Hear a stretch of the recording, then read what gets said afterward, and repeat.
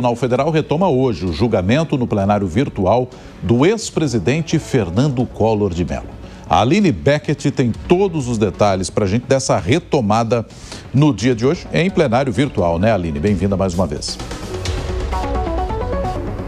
Exatamente, Nonato. A corte já formou maioria, inclusive, para manter a prisão do ex-presidente Fernando Collor de Mello. O placar está em 6-0, ou seja, 6 votos a favor da manutenção da prisão do ex-presidente. Os ministros Alexandre de Moraes, que é o relator dessa ação no STF, Flávio Dino, Edson Fachin, Luiz Roberto Barroso, Carmen Lúcia e Dias Toffoli já votaram para manter essa prisão e faltam agora os votos dos ministros Gilmar Mendes, Luiz Fux, André Mendonça e Nunes Marques. Eu lembro a vocês que o ex-presidente Fernando Collor foi condenado por corrupção passiva e lavagem de dinheiro, acusado de ter recebido cerca de 20 milhões de reais entre 2010 e 2014, ter recebido da empresa UTC Engenharia em troca de sua influência política na facilitação de contratos da BR Distribuidora, subsidiária da Petrobras. Então, a sua condenação saiu em 2023, ele foi condenado a 8 anos e 10 meses de prisão. E aí a defesa, após isso, apresentou recursos, alegações, embargos de declaração, alegando a inconsistência na fixação dessa pena.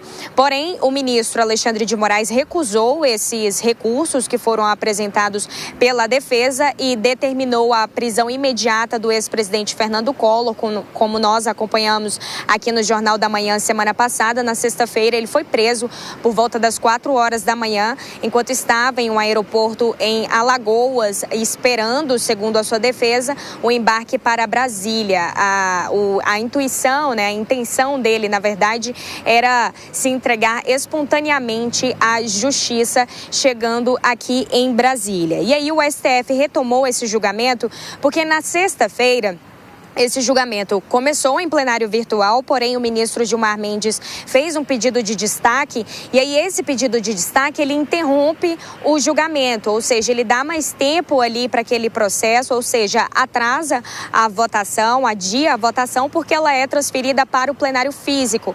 E aí, segundo o ministro, a justificativa era de que esse caso é de repercussão geral, então deveria ter um debate entre todos os ministros ali no plenário físico, diferente da modalidade virtual, que apenas os ministros depositam ali os seus votos.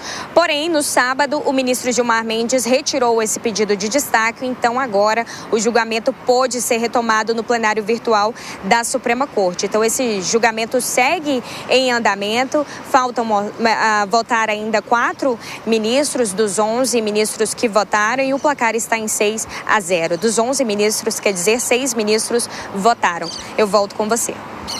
Muito obrigado. Aline Beckett atualizando para a gente essa situação aí de julgamento de Fernando Collor de Mello. E nós já trazemos aqui também para análises Cristiano Beraldo e também Deise Ciocari. O Beraldo, a condenação, os ministros já formaram uma maioria, ou melhor, pela manutenção, da prisão dele. Condenado ele já está. Acho que a grande dúvida que fica agora, Beraldo, é se ele vai conseguir transformar isso numa prisão domiciliar ou não, à medida em que sua defesa tem apresentado alguns argumentos para tentar esse tipo de encarceramento, né?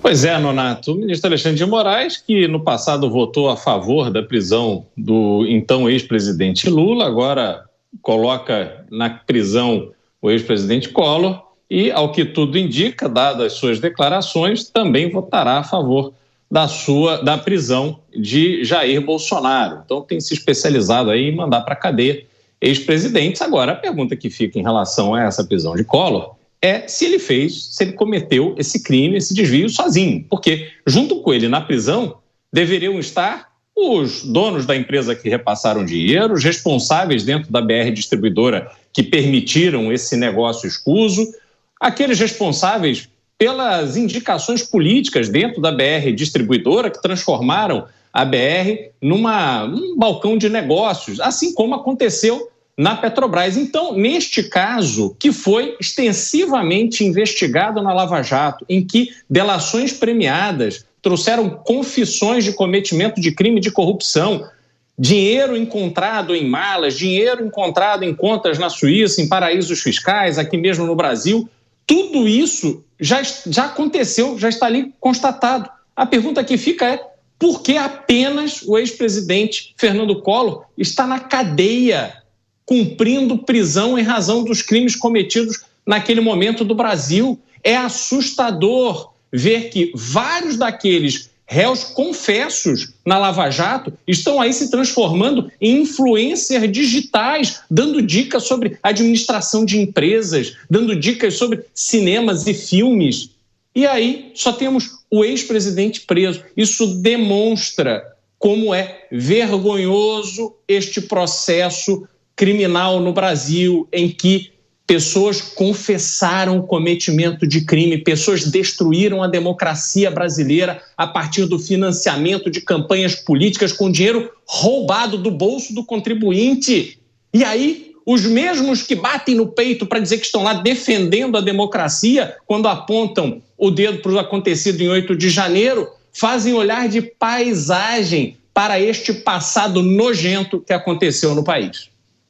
É a indignidade seletiva, né, Beraldo? Quando convém, tudo bem, eu fico indignado. Quando não convém, eu finjo que eu nem vejo, né? Esse caso do Collor, como você bem falou, ele tem um peso simbólico muito forte, né? Prender o Collor tem esse peso simbólico, mas tem pouca eficácia política, porque como você muito bem falou, Beraldo, e o resto das pessoas que estavam envolvidas, que desviaram dinheiro, por que essas pessoas também não estão presas? Porque prender Fernando Collor de Mello tem um peso simbólico muito forte, né? Gera uma narrativa, gera uma mídia, um headline muito forte. Então traz isso para a tona, né? Um ex-presidente preso por casos de corrupção, né? Isso tem um apelo muito significativo. E sejamos sinceros, né? Ver o sistema prender um dos seus tem também um quê de significância, tem um algo bom no meio disso tudo. Só que esse que foi preso, ele já não representa um risco político forte, ele já não tem mais risco nenhum para o sistema, então se prende ele para dar um exemplo. O fato é que o ex-presidente Fernando Collor de Mello, ele já estava morto politicamente. Então essa prisão dele, ela só traz um peso narrativo. O que fizeram agora foi dar um atestado de óbito. Agora, aquela punição efetiva, combativa, de vamos reverter o que foi feito? Não. Isso é só um teatro, é um espetáculo, uma catarse controlada para dizer que estamos fazendo alguma coisa. Collor já estava morto politicamente e agora foi só uma encenação para mostrar para as pessoas que algo está sendo, abre aspas, feito.